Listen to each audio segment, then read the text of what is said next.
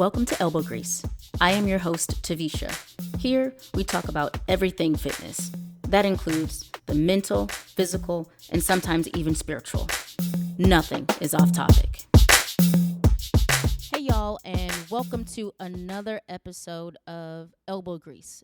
This week, I want to talk about keeping the main thing the main thing. So, results, progress, gains, and any type of improvement. All of that is related to our ability to keep the main thing. What exactly is the main thing? I can't specifically answer that for you, but I can point you in the right direction. The main thing is your why. I often ask clients, why are you wanting to change something about the way you currently run your life? Think about that for a second. Really, truly think about that. The answer you give yourself is probably going to be a surface answer. 9 times out of 10, that's what I get, a surface answer. And that's okay, and it's totally understandable. Usually, a client has just met me, and they're probably saying to themselves, I don't know you from a hill of beans, so I don't expect to get someone's deepest, darkest secrets 5 minutes after meeting them. What I do expect and need to be able to assist you in getting to your goals is the real, authentic reason. And even more than I need it, you need it. It's the reason why you get out of bed in the morning. It's the real reason you've tried 50-11 diets. It's the reason you keep trying to get better at this thing called life. Whatever that reason is the reason you got to keep your eye on the prize, so to speak. Staying focused on self-improvement, whether it be physical, mental, or spiritual, is hard. I'm not even trying to front or sugarcoat it to you. There are all types of energy draining, focus deterrents, progress stoppers out there. It could be anything from your boss piling on another task 5 minutes before it's time for you to get off work, or your kid missing the school bus and now you got to take them, or it could just be your own self saying you don't have time, and then coming up with 50-11 more things to do instead of what we need to be doing. Sometimes those reasons are legit and need to be taken in consideration, but my question is, even with that being so, if we'd kept the main thing initially, wouldn't we always have time to keep moving forward, resulting in ultimately reaching our goals? Just some food for thought. Anywho, since we talked last week about starting where you are, and that we all have what it takes to take the next step forward and progress, I want to focus on how do we keep the main thing in whatever form or capacity that takes. Basically, we all know how to stay focused in some shape, form, or fashion, because when it boils down to it, when we absolutely need to get shit done and there's some sort of terrible repercussion if we don't get it done, we miraculously figure out a way to make it happen. But the burning question is, when it comes to our own personal goals and staying with them until completion, why is it such a struggle? After all, isn't that why we have free will and an insatiable desire to be happy, to reach our goals? Well, I have a few ideas. I have a few of my own, and then some are from you folks, my listeners and clients. So let's get right to it. As always, we have 3 main focuses: mental, spiritual, and physical. Starting out with the mental, there were 2 aspects that stood out when I think about myself, as well as when I ask this question to clients. They aren't in any particular order, so just 2 real quick. Number 1, that's self-perception. So self-perception is based on all positive and negative experiences we have had in our lives, and also on what we make of ourselves in the environment that we live in. We never see ourselves as others do, and we're usually harder on ourselves than anyone else. With those things squarely in the forefront of our brain, it's really easy to justify not staying focused on the main thing.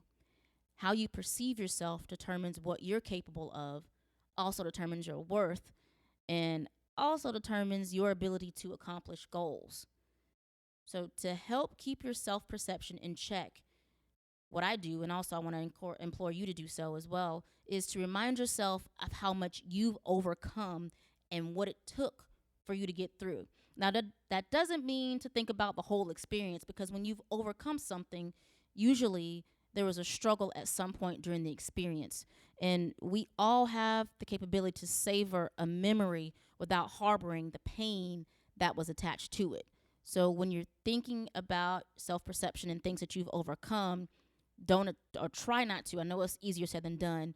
Try not to attach the pain that comes with it. Even if you have to write down the good parts of the memory of how you specifically overcame or made it through the struggle, do that. And then just read it over and over again.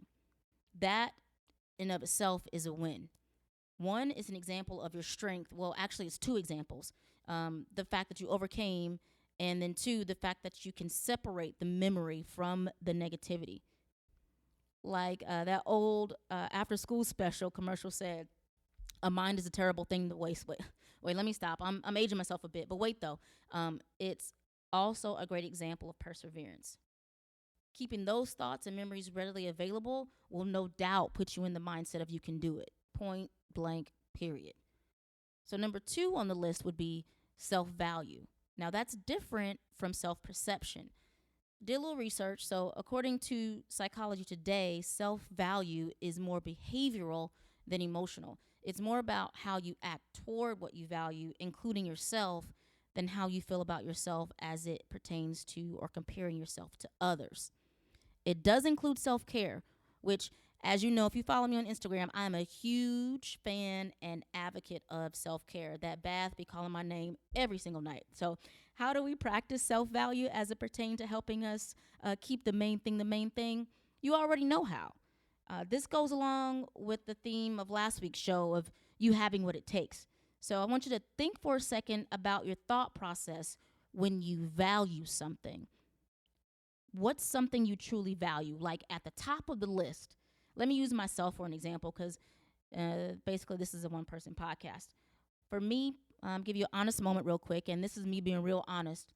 Me probably being more vulnerable than I've been in the 4 episode history of elbow grease. I'm putting myself out there, y'all. I value my physical appearance. I value the way I look in clothes. I value the way I feel in clothes. And more importantly, I value the way I look without clothes on. With that being said, I go out of my way to make sure I maintain the thing that I value. So we all treat the things we value in such a manner. Another great example would be Jordan brand shoes. You know, like the Jordans that are numbered 1, 2, 3, 4. I think we're on number 32 or something like that. I have a toothbrush right there in the drawer in my restroom, in my bathroom, ready to shine them shoes up if they get dirty because I paid a hell of a lot of money for my pair. I also, another way that we would value our Jordans would be to make sure that we didn't get a crease in them. Shoot, we could have Jordans that are 3 years old, but I bet you they ain't got a crease in them. So I said all that to say we definitely know how to value and better yet treat something that we value. So what I want to implore you to do is value yourself in the ways that you value your things, your possessions, your kids, your spouse. Treat yourself the same way. So while we're practicing all the ways that I mentioned earlier, I don't want you to think about the negative aspect, but we may be bruised and battered from that experience or remembering what we came through, but that doesn't mean we got to stay there. That's where self-perception comes in, what I mentioned before. Use what you got to get you where you want to go. Now, the second aspect, is spiritual. This one should be rather easy one for a good bit of us. If you're like me, you were raised in church with Jesus being the head and center of your life. So you heard that every Sunday. It was at the beginning of every devotional and testimony that you heard about the Lord on Sunday. As I stated before, even though that's how I was raised, I don't particularly subscribe to, that one religion. I definitely don't think religion and spirituality are the same thing, but I do hold some of those same notions as a lot of religions. I do believe there is a higher being, or layman's term, spirituality, knowing that there is something bigger than myself out there. It gives me a sense of peace as well as holds me accountable. It's a universal human experience. So with that being said, even if you are an atheist, you answer to something or somebody. Having that notion helps to keep us centered and focused. If any of what I just said applies to you, denying your happiness, progress, or growth would not be in accordance with whom you answer to. It just may be an inkling as to why we continue to struggle to keep the main thing the main thing. Seeking guidance is okay. I encourage it, but I also want you to explore your spirituality in that sense as well. You may be surprised at what you find.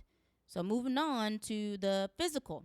Last week we talked about one of the 6 basic movement patterns, which is the hinge. I'm pretty sure every able bodied person in the world practiced it over the last week, whether they were aware of it or not. This week, we talk about push. Pushing is something else that we do on a daily basis. We do it when brushing our teeth, closing a door, or using an armrest to help us stand up. What we don't always do is do it enough to help us maintain or grow our muscle mass. As I mentioned before, if we want to productively and desirably change our body composition and keep it, lifting weights is a must, and it has to be a main staple in our workout regimen. Continuing on with that theme, though, that we need to take the next step. How about this? Whenever you push something this week, do it 10 times real quick. If you're closing a door or opening it, close it 10 times. You'd actually be pushing and pulling, but pulling is next week's movement pattern, so we'll talk about that next week. If you get up from a chair, do it 10 times real quick. Now you've also incorporated a version of a squat in addition to pushing. Hey now, we're about to have a whole workout just by realizing we have what it takes and are equipped already with what we need. This is basically functional training, using everyday movement patterns to help us get in shape and keep our body parts moving and shaking the way we want them to. Now, if you want to get funky with it, combine the squats 10 times, do the hinge 10 times, and then do the push 10 times, and you've got a circuit. So you can't ever let nobody tell you that you don't know how to work out. I promise you, if you can master these 6 functional movement patterns, you can improve your strength and muscle tone, and we'll continue on with the number 4, 5, and 6 within the subsequent weeks. Now, I'm not gonna lie to you though. You will have to adjust your eating habits to get these new muscles to show. So as I've said before, nutrition is about 80% of this thing. Speaking of, in the next couple of weeks coming up, I'll have a dietitian to kind of talk to us a little bit about that, and hopefully we can get a lot of valuable information that we can take away. So make sure you stay tuned for all of that. In closing, this episode is to remind you of who you are. Oftentimes I have to remind myself because I'm not always on the up and up. And so doing this episode is actually helping me in addition, which is what I wanted, but also to be able to help you guys as well and anybody else who may be trying to figure this thing out. The first step can be the toughest, and that's why elbow grease exists. As always, I want to encourage you to hit me up via email or social media. The email is elbowgreasepod@gmail. Let me spell that for you.